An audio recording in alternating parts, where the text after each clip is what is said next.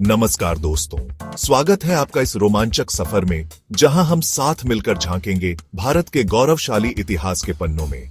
आज हम आपको बताने जा रहे हैं भारतीय इतिहास से जुड़े 10 अद्भुत और रोचक तथ्य, जिन्हें जानकर आप गर्व से कहेंगे, ये मेरा भारत महान। तो चलिए शुरू करते हैं भारतीय इतिहास के इस अविस्मरणीय सफर पर। दोस्तों, क्या आपने कभी सोचा है कि हमारे प्यारे देश का नाम भारत कैसे पेड़ी ढा? यह नाम सम्राट भरत से जुड़ा है, लेकिन इंडिया नाम सिंधु नदी से आया, जिसे फारसी में हिंदू और ग्रीक में इंडस कहा गया। एक ही देश, दो नाम, और दोनों ही हमारे गौरवशाली अतीत से जुड़े हैं।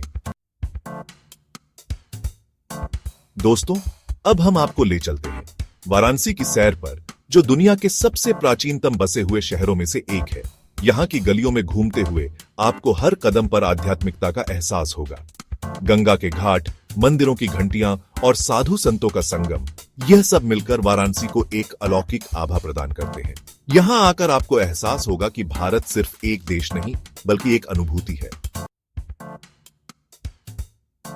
दोस्तों, क्या आप जानते हैं कि दुनिया की सबसे पहली यूनिवर्सिटी तक्षशिला विश्वविद्यालय भारत में स्थापित हुई थी? यहाँ 10,000 से अधिक छात्र 60 से अधिक विषयों की शिक्षा लेते थे। चाणक्य और पाणिनि जैसे महान विद्वान इसी विश्वविद्यालय की देन है। तक्षशिला विश्वविद्यालय का यह गौरवशाली इतिहास हमें बताता है कि प्राचीन भारत ज्ञान और विज्ञान के क्षेत्र में कितना आगे था। चैप्टर 4, टाइटल प्लास्टिक सर्जरी, जब भारत ने दुनिया को दिखाया रास्ता। बॉडी। दोस्तों, अगर आप सोचते हैं कि प्लास्टिक सर्जरी कोई आधुनिक चिकित्सा पद्धति है, तो आप गलत हैं। इसका श्रेय जाता है भारत के महान चिकित्सक महर्षि सुश्रुत को। उन्होंने 600 ईसा पूर्व में ही नाक की पुनर्निर्माण सर्जरी, राइनोप्लास्टी की विधि विकसित कर ली थी। उनके द्वारा रचित ग्रंथ सुश्रुत संहिता में शल्य चिकित्सा की विभिन्न पद्धतियों का विस्तार से वर्णन मिलता है। महर्षि सुश्रुत का यह योगदान चिकित्सा जगत के लिए अमूल्य है। चैप्टर 5, टाइटल 0, एक संख्या जिसने बदल दी दुनिया। बॉडी। दोस्तों, क्या आप कल्पना कर सकते हैं गणित की बिना शून्य के? संख्याओं की यह दुनिया अधूरी होती अगर भारत ने इसे शून्य का वरदान ना दिया होता। हमारे महान गणितज्ञ आर्यभट्ट ने शून्य का आविष्कार किया था। शून्य के आविष्कार ने गणित को एक नया आयाम दिया, जिससे जटिल से जटिल गणनाएं संभव हो सकी। आर्यभट्ट का यह योगदान हमें बताता है कि प्राचीन भारत गणित और खगोल विज्ञान जैसे क्षेत्रों में कितना उन्नत था।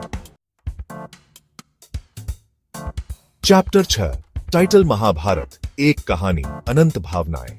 बॉडी। दोस्तों, अब हम आपको ले चलते हैं महाभारत की दुनिया में, जो दुनिया का सबसे लंबा महाकाव्य है।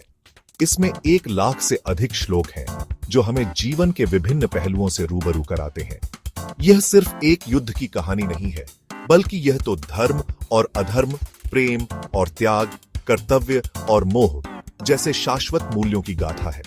महाभारत का हर पात्र हमें कुछ ना कुछ सीख देकर जाता है। यह महाकाव्य हमारी संस्कृति और परंपरा का अंग है। दोस्तों, क्या आपको पता है कि बुद्धि और रणनीति का यह खेल शतरंज, जिसे आज पूरी दुनिया जानती है, उसका जन्म भी हमारे ही भारत में हुआ था? हाँ, सही सुना आपने। शतरंज का इतिहास बहुत पुराना है और यह खेल हमारे देश की एक अनमोल धरोहर है। शतरंज, जिसे संस्कृत में चतुरंग कहा जाता था, भारत की ही देन है। यह खेल महाभारत काल से भी जुड़ा हुआ माना जाता है। चतुरंग का अर्थ है 4 अंग, जो इस खेल के 4 प्रमुख हिस्सों को दर्शाता है: हाथी, घोड़ा, रथ और पैदल सेना। यह खेल सिर्फ मनोरंजन का साधन नहीं था, बल्कि यह तो रणनीति, योजना और दूरदर्शिता का ऐसा मंच था जहां योद्धा युद्ध से पहले खुद को तैयार करते थे। शतरंज के माध्यम से वे अपनी मानसिक क्षमता को परखते और युद्ध की रणनीतियों को समझते थे। समय के साथ यह खेल फारस पहुंचा, जहां इसे शतरंज कहा जाने लगा। फारस में इस खेल ने एक नया रूप लिया और वहां के लोगों ने इसे अपने तरीके से खेलना शुरू किया। फारस से होते हुए यह खेल अरब देशों में पहुंचा और वहां भी इसे बहुत पसंद किया गया, और फिर धीरे धीरे यह खेल पूरी दुनिया में फैल गया और आज यह दुनिया के सबसे लोकप्रिय खेलों में से एक है। यूरोप में इसे चेस कहा गया और वहां भी इस खेल ने अपनी एक अलग पहचान बनाई। आज शतरंज के अंतरराष्ट्रीय टूर्नामेंट होते हैं जहां दुनिया भर के खिलाड़ी अपनी बुद्धि और कौशल का प्रदर्शन करते हैं। शतरंज का यह सफर भारत की उस प्रतिभा का प्रमाण है जिसने दुनिया को न सिर्फ ज्ञान दिया बल्कि मनोरंजन के नए आयाम भी रचे। यह खेल हमें सिखाता है कि कैसे हम अपनी बुद्धि और रणनीति का उपयोग करके किसी भी चुनौती का सामना कर सकते हैं। शतरंज के माध्यम से भारत ने दुनिया को यह संदेश दिया है कि सच्ची शक्ति दिमाग में होती है और यही कारण है कि शतरंज आज भी हमारे दिलों के करीब है।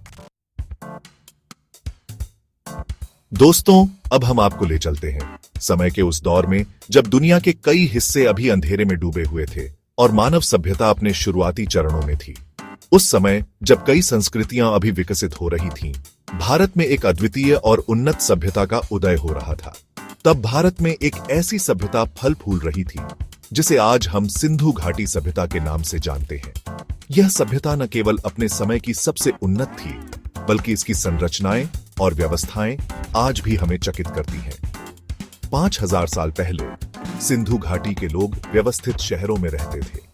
इन शहरों की योजना और निर्माण में जो कुशलता दिखाई देती है वह अद्वितीय है, जहां पक्के मकान, नालियां, अनाज भंडार और सार्वजनिक स्नानागार तक हुआ करते थे। इनकी जल निकासी प्रणाली और सार्वजनिक सुविधाएं उस समय की अन्य सभ्यताओं से कहीं अधिक उन्नत थीं। मोहनजोदड़ो और हड़प्पा जैसे शहर इस सभ्यता के गौरवशाली अतीत के गवाह हैं। इन शहरों के अवशेष हमें बताते हैं कि उस समय के लोग कितने उन्नत और संगठित थे। यह सभ्यता हमें बताती है कि भारत प्राचीन काल से ही विकास के पथ पर अग्रसर रहा है। सिंधु घाटी सभ्यता की उन्नति और इसकी संरचनाएं हमें यह सिखाती हैं कि भारत ने हमेशा से ही नवाचार और विकास में अग्रणी भूमिका निभाई है। दोस्तों, क्या आप जानते हैं कि भारत को कभी सोने की चिड़िया कहा जाता था? यह नाम भारत की अद्वितीय संपन्नता और समृद्धि को दर्शाता है। प्राचीन काल में भारत न केवल आर्थिक रूप से बल्कि सांस्कृतिक और सामाजिक रूप से भी अत्यंत समृद्ध था। प्राचीन भारत दुनिया का सबसे धनी देश था। यहाँ के मंदिरों में सोने और चांदी के भंडार थे और राजाओं के खजाने अनमोल रत्नों से भरे हुए थे। भारतीय समाज में कला, विज्ञान और साहित्य का भी बहुत ऊंचा स्थान था। यहाँ की संपन्नता, कला, संस्कृति और वैभव की चर्चा दूर दूर तक होती थी। भारतीय मूर्तिकला, नृत्य और चित्रकला ने दुनिया भर में अपनी पहचान बनाई थी। भारतीय राजदरबारों में होने वाले सांस्कृतिक कार्यक्रमों की धूम मचती थी। 17वीं शताब्दी तक भारत की जीडीपी दुनिया की सबसे ऊंची थी। यहाँ के बाजारों में रौनक रहती थी और व्यापारिक मार्गों पर हमेशा चहल पहल रहती थी। मुगल काल की वास्तुकला और बाजारों की भव्यता आज भी देखने लायक है। यहाँ से मसाले, रेशम और कीमती रत्न दुनिया भर में निर्यात किए जाते थे। भारतीय मसालों की खुशबू और रेशम की मुलायमियत ने विदेशी व्यापारियों को आकर्षित किया। भारतीय रत्नों की चमक ने दुनिया को मोहित कर दिया था। लेकिन ब्रिटिश औपनिवेशिक शासन ने भारत को लूटा और उसकी अर्थव्यवस्था को तहस नहस कर दिया। अंग्रेजों ने भारत की संपत्ति को अपने देश में ले जाकर यहाँ की समृद्धि को नष्ट कर दिया। भारतीय उद्योग और व्यापार को भारी नुकसान हुआ।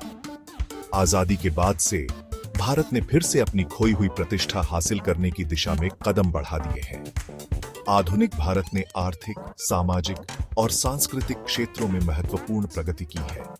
आज भारत एक बार फिर से विश्व मंच पर अपनी पहचान बना रहा है। दोस्तों, अब हम आपको ले चलते हैं सम्राट अशोक के शासनकाल में, जिन्हें भारत के महानतम शासकों में से एक माना जाता है। अशोक अपनी प्रजा से सीधे संवाद करने में विश्वास रखते थे और इसके लिए उन्होंने एक अनोखा तरीका अपनाया। उन्होंने अपने संदेशों को पत्थरों और स्तंभों पर खुदवाया ताकि हर कोई उन्हें पढ़ सके। इन शिलालेखों में उन्होंने अहिंसा, धर्म और जन कल्याण का संदेश दिया। अशोक के शिलालेख हमें उस दौर की सामाजिक, राजनीतिक और धार्मिक स्थिति की जानकारी देते हैं। यह शिलालेख भारतीय इतिहास के महत्वपूर्ण दस्तावेज हैं। तो दोस्तों, यह थे भारतीय इतिहास से जुड़े 10 अद्भुत तथ्य, जिन्हें जानकर आपको गर्व हुआ होगा। यह तथ्य हमें बताते हैं कि भारत का इतिहास कितना समृद्ध और गौरवशाली रहा है। यह हमें प्रेरणा देते हैं कि हम अपने अतीत से सीखें और एक उज्जवल भविष्य का निर्माण करें।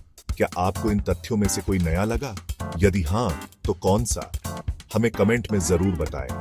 और अगर आपको यह वीडियो पसंद आया हो तो इसे लाइक और शेयर करना न भूलें। धन्यवाद।